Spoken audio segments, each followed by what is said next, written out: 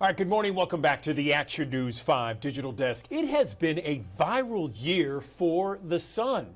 From the April total solar eclipse to the northern lights shimmering all the way down to here in Memphis and the Mid-South, the sun has spread light all over our lives, especially this year. And guess what? Now the sun is back in the news as a NASA spacecraft is preparing to make a historic approach very, very close to the sun next week. And it's a matter of days, I believe. Let's bring in someone to talk more about this historic feat. I'm joined right now by Dr. Alex Young. He is a NASA heliophysicist joining us on the Action News 5 Digital Desk. Dr. Alex Young, good morning to you. So tell us about this historic venture out here as this spacecraft touches ever so closely to the sun. Good morning. Good morning. Well, so in August of 2018, NASA launched the Parker Solar Probe, which has made its way closer and closer to the sun. In fact, using the gravity of Venus to help slow it down. On the 24th of December, not too far from now, it is going to be making its closest approach within 3.8 million miles of the surface of the sun. It will be experiencing unbelievable hostile environment, but it's going to be bringing back information that is going to give us a completely new understanding of the sun and what drives space weather that can have an impact on us, and even give you the amazing northern lights, which you've seen down in Tennessee.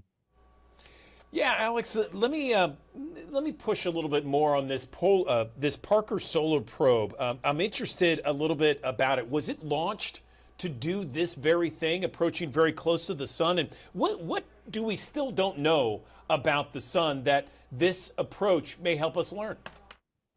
Yeah, it was specifically launched for this goal. And the idea of flying through the atmosphere of the sun is something that's actually been around since the beginning of the space age in 1958. And we're finally able to achieve it with our current engineering capabilities.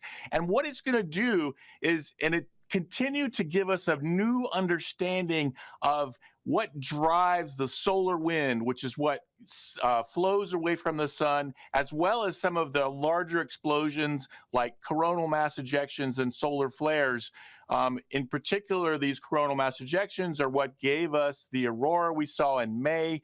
And we don't fully understand the details of the physics of how it's driven, where it's actually being driven out from the sun's atmosphere.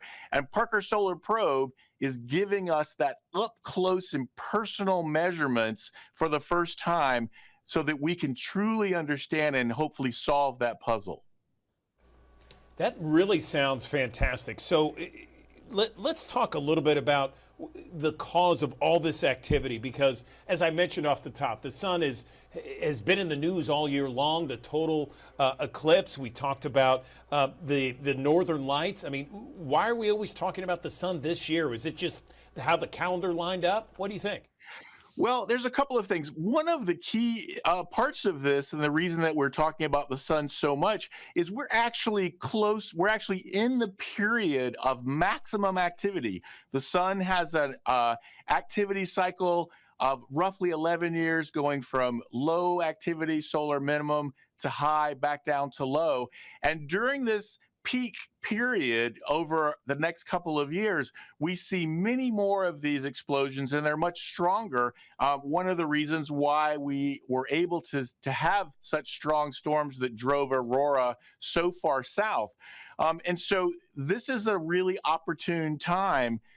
We certainly launched it with the idea that we will be flying through this region. And in fact, the region that we see during a total solar eclipse, that outer part, the corona, is where all this activity is happening and where Parker Solar Probe will be flying through. So it's no coincidence that we're here at this time and able to take these measurements in such an important period in the sun's activity cycle. So, Alex, you know, we have thousands of people that join us each and every morning here on the Digital Desk. If they're excited about this, they want to see this approach that this spacecraft's going to have on December 24th, how can they do it? How can they see it for themselves? Well, the first place to go would be nasa.gov/Parker, also at NASA Sun in social media. And there you will see the beginnings of the data. We'll be able to tell you when we have the successful pass, when the data will start to be available. And you'll also be able to see some of the past observations already, which are phenomenal. They've already given us a new perspective of our own star, the sun. Anything else you want to mention, Alex, before we wrap this up? This sounds pretty momentous, no question about it.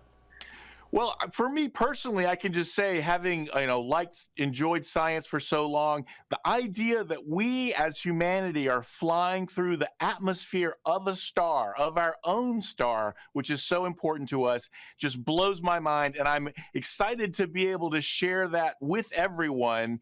Such a momentous occasion. All right, Alex Young, a NASA heliophysicist, joining us on the Action News 5 digital desk about this historic close approach of this NASA spacecraft getting close to the sun. Alex, we really appreciate the info on this. Thanks very much. Thanks for having me.